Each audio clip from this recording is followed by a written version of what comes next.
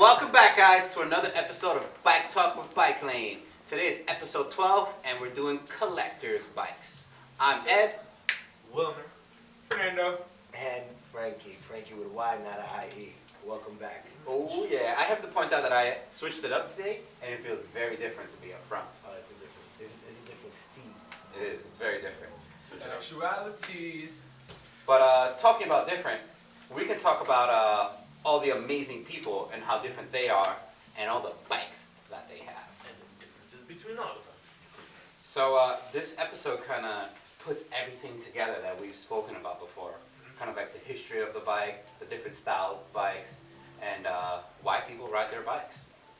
And now we're talking about why people decide to keep their bikes for so long. And this goes back to a little bit of history where bicycles started off just racing. Like people started racing their road bikes, and road bikes were the cool thing, and everything was hard to come by. There was no easy, like, I'm gonna go to Walmart and pick up a bike. Yeah. And this is like 19th century, like early 1800s, late 1900s. It's kind of like a luxury item. I mean, early 1900s. Back in the days, And not yeah, everyone had one. luxury item. Yeah. Not everybody had one. Right. So then fast forward through time, and now everything's kind of mass produced. So now these bikes that weren't mass produced are now collector's bikes. They're now bikes that people want and that are hard to find, and that's kind of what makes things a collector's item, the scarcity of it, the rarity of it. Like, it's harder to find, harder to come by. And that pretty penny you spent to get it. That pretty penny. So I was actually doing a little research. I had to remind myself on what makes something vintage and what makes something a collector's item. So like most bikes that are collectors, they're over 100 years old. Right. Anything under that just considered vintage. Uh-huh. So now I know we can go around like Williamsburg, for example. We can see vintage bikes everywhere. People love them. They're bringing them back. Yeah. And the vintage thing, like, it's cool, but it's not really like super hardcore collectors. Like, they're just people who like old school style bikes. Yeah, it gives you that little flair. Like, They like the rustic feel, Yeah. or now, the new era that everybody's talking about now and doing is like the steampunk era, which is also has that rustic vintage kind of look as well. I almost feel like you fit into steampunk. You're like hardcore.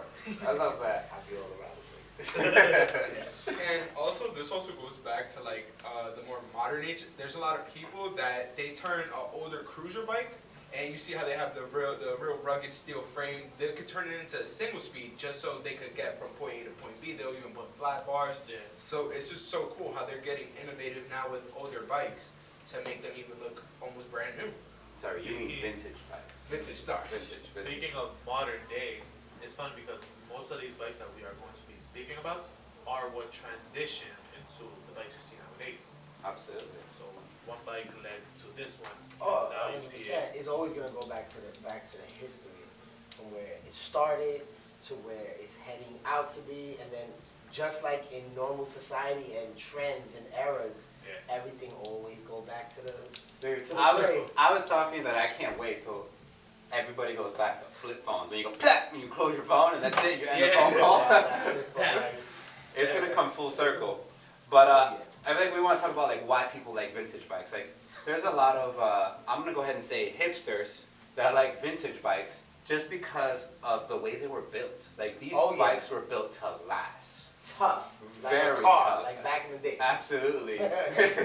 So they're just hardcore steel. There are some nicer chromoly ones, like if you get yourself a cool ass Lotus, because I'm a big Japanese fan. But they're just made so that they can go through time handling all types of abuse. Like, most people will leave them outside, mistreat them a little bit, and they can take it. Now if you leave your Walmart bike outside, I'm sorry Walmart. I mean your department store bike Big outside. box shop bikes. That thing is not gonna last. Nope. And it's made out of soda cans, which we've talked about so many times, so I'm not gonna get into that. Well, when it comes to collectors, there's collectors for everything. There's Yeah, so there many. is. You can collect anything. People collect bottles. People Yeah. collect chairs and People Coasters. collect coasters. cars, and obviously I have a people- massive pen collection. There you go. You guys do not want to know. Anyway, so just like with anything, people collect things for certain reasons. There are a lot of collectors, especially of bikes as well, that they'll collect it because maybe for some reason, like one of our customers recently, I'm not gonna say his name, but he can't ride for whatever reason because he got into an accident. I think I need to know who we're talking about because now I forget. Hi, Ray. Hey! How you doing, That's brother? my man Ray. So Ray's a customer of ours that comes in with these very nice road bikes, and he's one of those that will collect them for certain reasons. Maybe just to sell them, maybe just to have them. He's a modern day collector. Yeah. So, then we have more of a vintage and old school style collector, like Mr. Michael Mbacher. Do you know who Michael Mbacher is? Who's Michael Mbacher? So Michael Mbacher is one of the world's best, but rarely, he has the best but rarely seen collections. He has one of the greatest collections in historic and curious and common bikes, from vintage to more modern. He has over lots of bikes. So I was actually looking how people could come together if they want to show off their vintage or antique or their older bikes. Wait, I feel like you should hold on to that thought so that we can finish talking about the different types of collectors. Oh yeah. So Ray's our perfect example of a He's modern day modern collector. So he collects modern bikes, like bikes from today. Road bikes. Very nice bikes. But we also have, I have to throw it out there. Do it. We also have Mr. Rocky. Mr. Rocky. So Rocky fits perfectly Yes. into, oh my god, this chair's Out. Rocky, he fits into the vintage BMX Willie style old school bikes. Yes, he does. And he does a very good job. Hello, Rocky, we miss you. You need to come back and visit us. Sir. He has a large collection. He'll tell you straight out, I have over 20 bikes, bro. All right? And he's actually one of our Puerto Rican veterans, right? That they have a certain clubs in certain communities where what they do is collect these bikes, trade in these bikes, repair these bikes, and they ride out with their vintage That goes bikes. to what Fern was talking about. Yes. But so unfortunately, I was only able to find a little bit of info on Wikipedia on the different levels or the different types of collectors. So Wikipedia only has 3. I couldn't find anybody else that actually had any more info. But in reality, there was way more than 3. Perfect. So I'm going to start off with talking about the high wheel and the antique bikes. Right. So that was the 19th century up to, it was like pretty much 1800s to like 1930s. Oh yeah. So that's everything from the penny farthing to the hobby horse to the high wheel to all those super hard to find bikes. If you guys have one, I can buy one. There was also the another style is the Ballantine Classic bikes, which is from between the 1933s to the 1965s. Those are different type of bikes. Another type, the wheelie bikes. Oh, yes. So The old school wheelie bike. wheelie I have a Not picture of them, nowadays. and it looks amazing. Yeah, pretty much. Pretty much it has that laid back seat, perfect for wheelies. You can get that nice That's the angle. original BMX bike. Oh yeah. So that fits into the era. It's like the 1960s to the 80s. You know, a little bit of the 90s, not really. The 90s is switched up. And 1960s. And what else did you get? Of the early BMX bikes. Okay, I have so also the early BMX bikes that started out in the mid 70s. Right. Those type of bikes that it switched up with the seat post has the curve on it. yes, it And is. yes, which I also They have a got picture on thinner, here. skinnier frames, Yes. 2-piece bars. So that was like the 80s look that we know now. So like everybody collects like their Mongoose Decade and their GT Mach 1s and their GT Performers. Or their dyno. Or their dynos. Like we all Which know we those. have. Well, we all know Yes, those. we know about I dynos. know. Sorry. I know. Fortunately, The cool we stuff, we right? know. And then I feel like in there should be so many others. So like the other significant one that I feel should be in there is mountain bikes. Yeah. So like mountain biking has shaped so many things, and unfortunately there was no write-up about it. But the mountain bikes also started in like the 70s to the 80s Yeah. with Marin, which we spoke about in our last episode. Mhm. And now those bikes are even harder to find. So like the first fat bike, for example, with the two welded wheels. Oh yeah. Like that would be so cool to have hanging on our wall. Very true. But there's also the that is considered in a category of collectibles. Italian classic steel Yes. road bikes. That's also another category. That was pre-1987 era bikes. It actually looks fantastic. It almost looks similar to a model style It's like bike. 10-speed racers. But it's exactly. That's what everybody knows. Believe it or not, there's actually people that still ride those bikes that still have the gear shifters stuck onto the frame so that you would just push it and then boom, the whole bike starts to swap their gears. So Fern, I think they believe yeah. There's a lot of people that love their old freaking bikes. But it's funny though, because when you see that, that was considered a road bike. Yes. But then when you see now, Oh, the road it's bikes now is such a different completely breed. different. Oh, yeah. So I feel like it's more, the antique road bike is more similar to the single speed steel frames. Right. I believe they're more similar in pretty much the whole aspect of the frame. They're meant to the- take like almost everything. Yeah. It's like they don't back down from anything. They're ready to take on the road, whatever is thrown at them. They always go at it. And I feel like that was the most important aspect back then was making something that's Nice and gonna last, sturdy, take yeah. all those hits, Well, or I feel like we also have to give a lot of credit to the old school 10-speed racers. Yes. Because those are the guys that pretty much pioneered bike collecting. Because those were the original hardcore bikes. That's where mountain bikes That's kind what of everybody trickled wanted. off from, and BMX kind of trickled off from. So thank you, roadies. thank you. Yes, sir. Well appreciated. All right, and then we have you actually started talking about where people can go for all these things. Yeah. So I actually was looking up this article, and the article is called "Experience Old-Fashioned Cycling," like it's the 1890s, and this was on NBC News. So I was actually reading through, and in Milwaukee, they actually, sorry, my words. But in Wisconsin, yeah, they actually have a little, basically, group that you can meet up and bring out all of your vintage bikes or classic bikes. And it's called Catch Wheel Fever. And it states that it's a permanent interactive experience that celebrates the National Cycling Boom, opened this month at Old World, Wisconsin, an outdoor living history museum located between Milwaukee and Madison.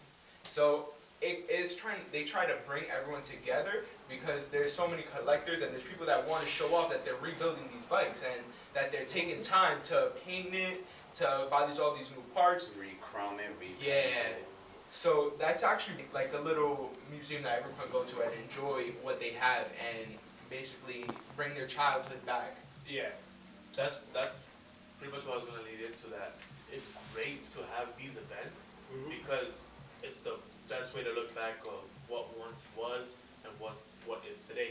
It's a dope showcase of how things used to be to how it is now. Yeah. And it's just brings a group of people that has a love for the same exact thing.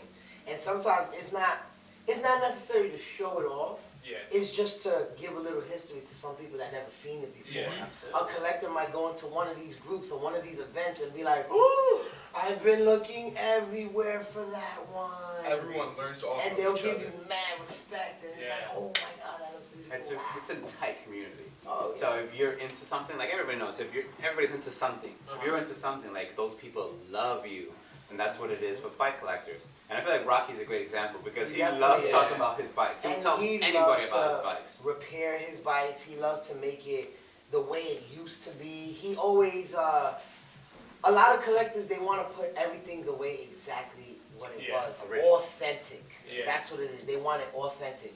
We also have another collector that Remind me of pasta. he that he collects a lot of old school vintage bikes, and he always has us here at Bike Lane to repair them and tries to get it to exactly what it was. Is Diego. Yes. Mr. Diego, he's the husband of Miss Paulie, and he's also a great collector of these old school style bikes, which he comes all the time, and it's cool because we get a little blast from the past when he brings up his Yeah. bikes. It's like, man, where the hell did you get this from? Like, this is awesome. Yeah, like there's even times that maybe the bike is so old that there's a little piece that we might have not even known that existed at that time. Yeah. And we have to innovate like our little pieces so we can make it work. We cannot But- get this piece. I'm sorry. But we still try to That's innovate the everything. worst use to sell somebody like that. It's Man. hard. Yeah. I feel like I need to throw in there that I also know a cool bike collector. His name's Ed. And unfortunately, I did sell most of my bikes. You guys didn't get a chance to see them all. I had 10 bikes, and they were mostly BMX. I do have still a crate full of stuff in the basement. I saw this crate. It's crazy. And one of the last things I have is my Schwinn Apple crate, which is so funny. It's a crate. Yeah. And the single speed, a customer actually donated it to me. He was like, hey, I've had it since I was a kid. you can have it. Bring it back to life. And I was like, sweet, thank you. It's been here ever since. I can't sell it because he gave it to me with love.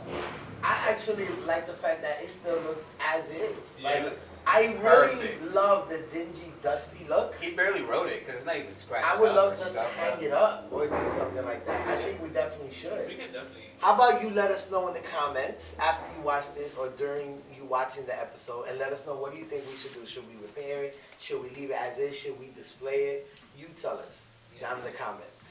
All right. So, Fern was talking about the meets that people have. Yeah. So, yeah, the meetups. So there's also lots of events. The easiest way to find your local event is to go check out your forums. So there's a lot of websites that showcase Oh, there's a bikes. lot. So I wrote down a couple of sites. One of them is the one that I use a lot, so I was the first one I wrote. It's BMX Museum. So BMX Museum shows off all 80s bikes and a little later, like 60s and 70s, like some Schwinn's as well. So that's going to be for all of the guys that are into BMX bikes. And then, And now, definitely another form, going back in time and looking at what once was, you can also go check out some museums. So, very famous museum is in California, the Marin Museum of Bicycling. yes, So that one is pretty well known. It has a lot of different things you can check out. and I'm sure they have a website as well. Definitely do. Go check them out if you guys are interested. They do have a lot of information, a lot of images. You can just check them out, So explore. I actually did I had a lot of time, so I looked into all of the museums. So in the US, we have 8 bicycle museums, which is pretty cool because the nearest one is in Philly. And most of these museums are privately owned museums. They're people who just decided to collect a bunch of bikes and bam, it's a museum. Put them in display. That's it. Unfortunately, we had a museum here because I had most of my bikes on display, but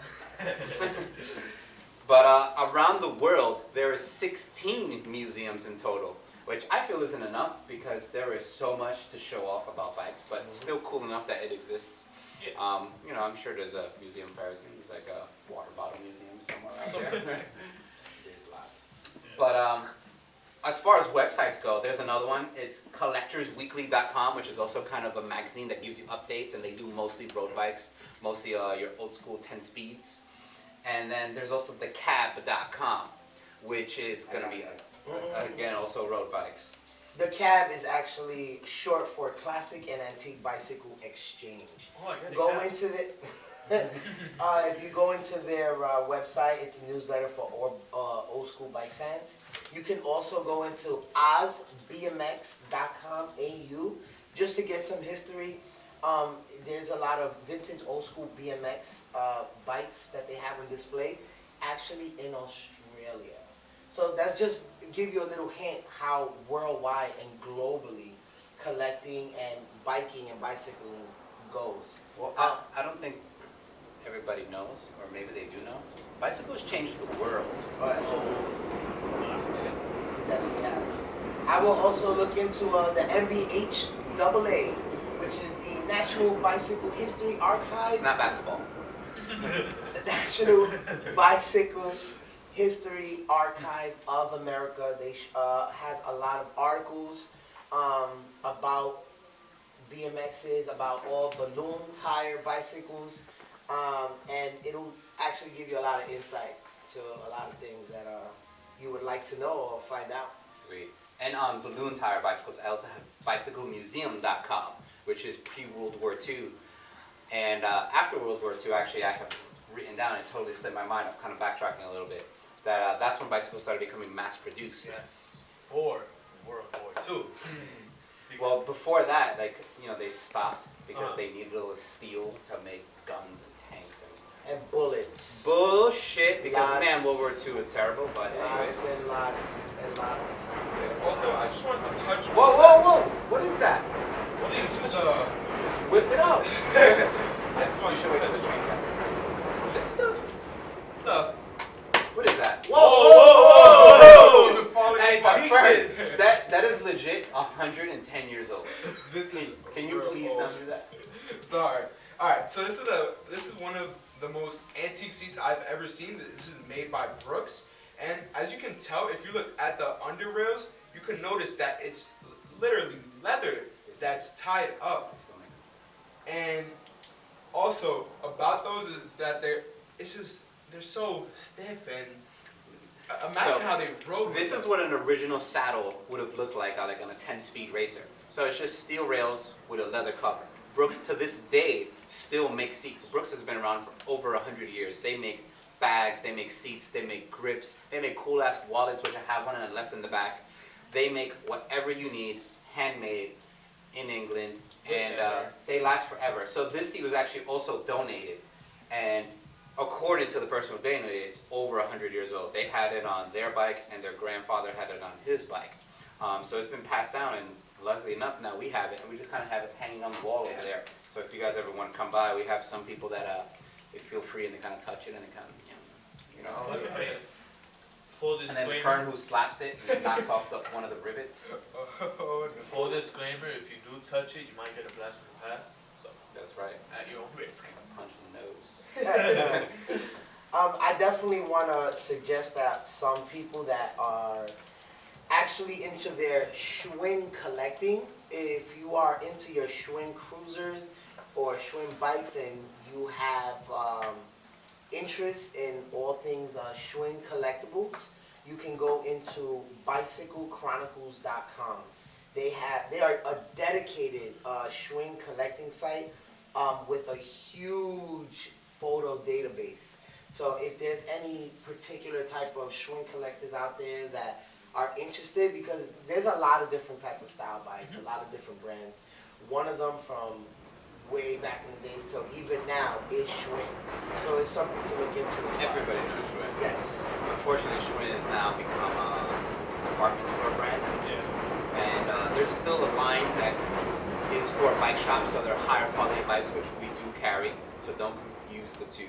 But unfortunately, they don't make bikes like they used to. But now bicycles are made a little more specific, and they do come with warranty and service from us. But on the topic of like seats and bike collecting, there's also like bicycle components collecting. Like people love collecting just parts. Like some people don't have bikes; they're just like, I just really want to collect derailleurs. Yeah.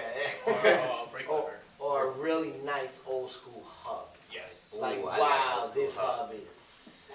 I feel like right when you mentioned how about the Bullseye, Yeah. Bullseye's old school BMX, and they make really nice stuff. Mhm. But then I was doing some reading about, I don't even know, I'm going to just butcher his name, is Paul DeVivi. He's the one that originally created derailleurs. And there is a museum just for derailleurs. What? Yeah. Really? Yeah. Where's this located?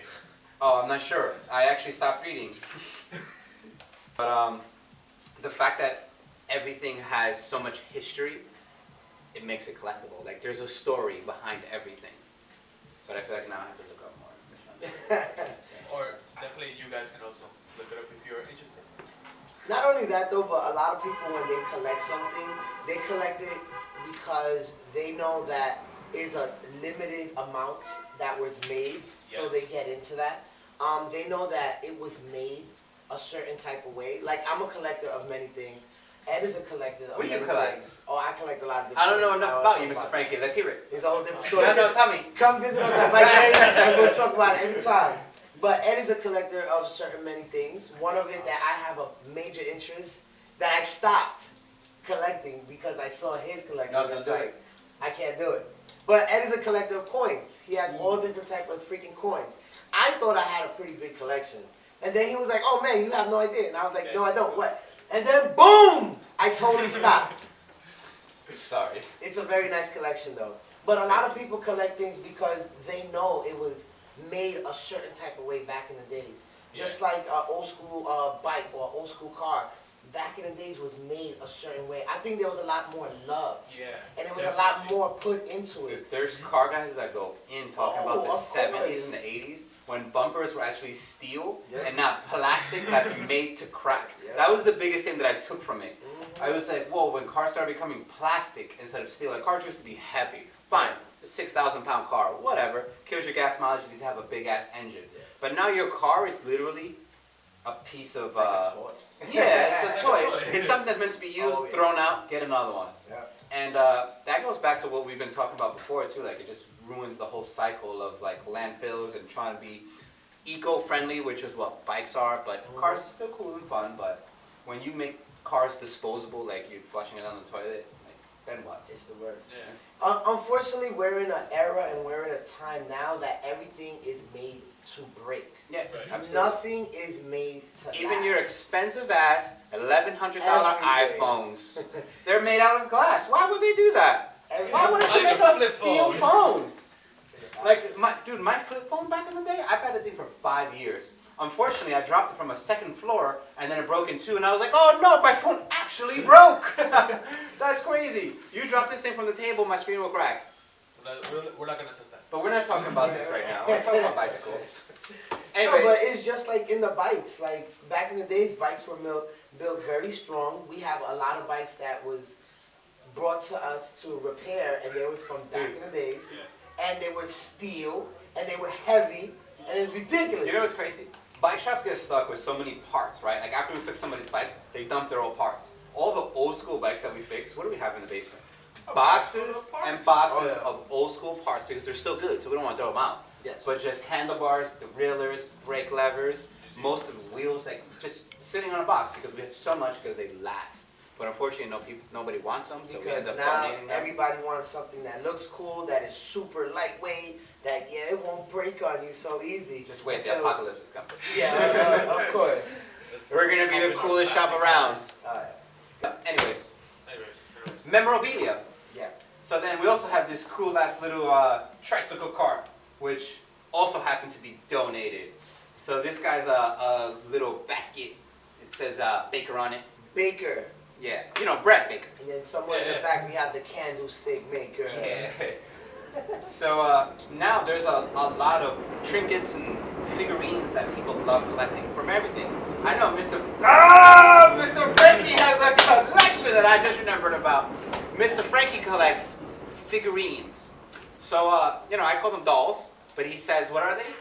They're figurines. And I like that too. he's very passionate about his collection. And that goes to show that anything is collectible, even dolls, figurines. Oh my god. So there's little antiques, little mini bicycles, like little dolls that you can put on your figurines that you can put on your bicycles that people collect. And it's just because of the coolness factor. Like it's just something to look at. Like I keep this in my office. I just look at it. I go, wow, that's really cool. Like somebody handmade this. Somebody hammered these little spokes out, hammered the little wheels out.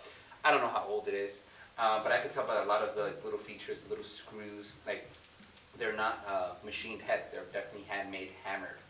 There was a lot of love put into it. There was a lot of time and love. You know what's the problem is that nobody, especially nowadays, appreciates craftsmanship. I don't even know what that is. What is that? They don't know. Wait, we should talk about that. Well, That's craftsmanship is like, when like, something... like, can we talk about this chair? This chair is not crafted right. Look at this. This thing falls apart. That is not craftsmanship. This is out of control. I gotta throw it out there that Fern is one of the only ones that can He control. Master this chair. He controls. The whole time when you guys watch these episodes, it's Fern sitting on that one particular chair.